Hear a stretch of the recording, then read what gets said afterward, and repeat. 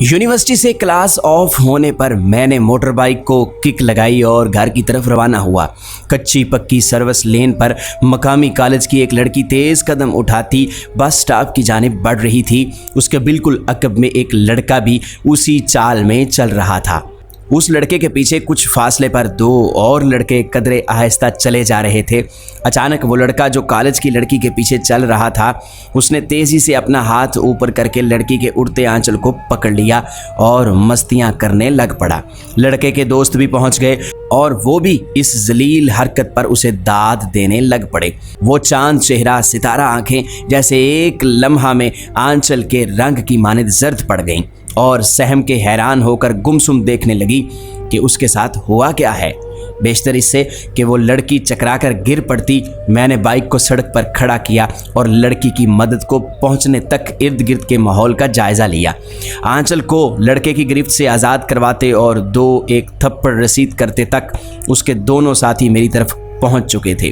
किस्सा मुख्तसर, weight lifting, body building और यूनिवर्सिटी एथलेटिक्स टीम का मेंबर होने की वजह से मैं तीनों लड़कों पर मुकम्मल तौर पर हावी हो चुका था। मुक्के ठुड्डे किक्स मारते मारते अचानक कोई तेज़ सी चीज़ मेरे पहलू में घुस गई। दर्द की शिद्दत से लड़कों को छोड़कर देखा तो एक तवील कामत शख्स जो दिखने में छटा हुआ बदमाश लग रहा था, हाथ में 4 इंच लंबा बारीक चाकू थामे दूसरे वार के लिए तैयार खड़ा था।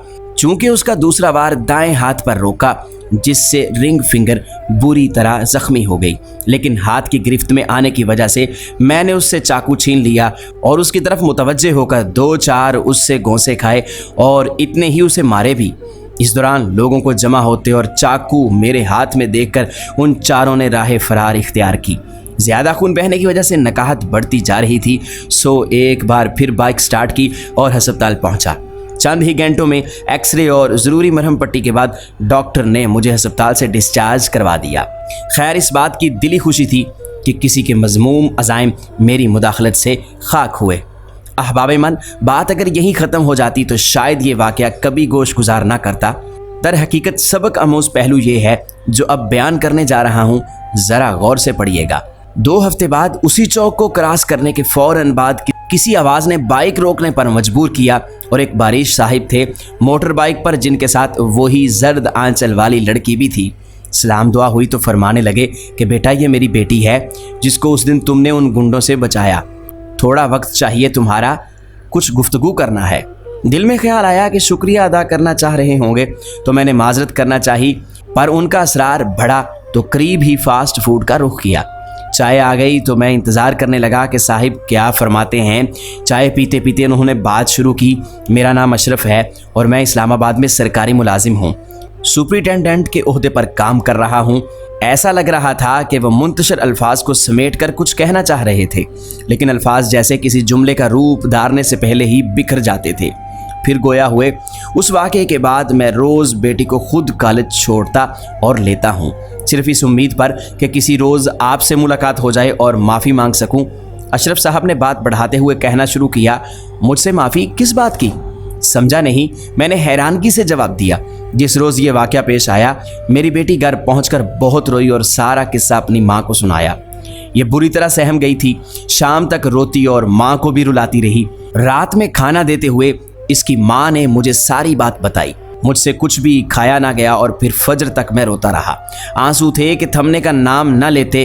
करबो अजियत की कैफियत थी कि दम घुटा जाता था। झाड़े की रात के बावजूद पसीना खुश्क होने को ना आता था। इतनी तवील रात कि कटती न थी। पशेमानी, नदामत और अफसोस की भयानक रात अजान फजर पर इस तरह ख़त्म हुई कि नमाज अदा करके मैंने बेटी और उसकी वालिदा को जगाया। अल्लाह रब्बुल इज़्ज़त और उन दोनों से माफ़ी मांगी कि तुम्हारा मुजरम मैं हूँ कि जिसने आज से 22 साल पहले साइकिल पर कॉलेज जाते हुए एक लड़की का दुपट्टा खींचा था और फिर शर्मिंदगी महसूस करते हुए छोड़ कर भाग गया था। इलाही, मेरी खता यहीं तक थी जो तूने मुझे कानून कुदरत के तहत बावर करवा दिया कि सो मैं तुझसे माफ़ी का ख्वास्तगार हूँ। मेरे गुनाह की सज़ा इससे बढ़कर मुझे और क्या मिलेगी कि अपनी बेटी के सामने आपसे भी माफ़ी मांग रहा हूँ।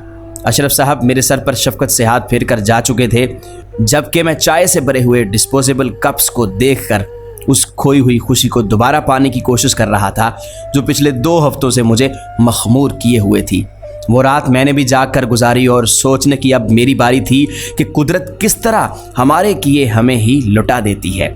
اللہ تعالیٰ سے دعا ہے کہ اے پروردگار، اے سب کے پالنے والے، بھول چوک میں سے جو بھی غلطیاں ہوئی ہیں ہم سے، جانے انجانے میں جو گناہ ہو گئے ہیں، ان سب پر پردہ فرما اور ہمیں بخش دے، آمین۔ محترم ناظرین، ہماری یہ موٹیویشنل سٹوری آپ کو کیسی لگی؟ کمنٹ سیکشن میں اپنی رائے ضرور دیجیے، اور اگر آپ کو ہماری ویڈیوز اچھی لگتی ہیں تو ان کو شیئر ضرور کیجیے۔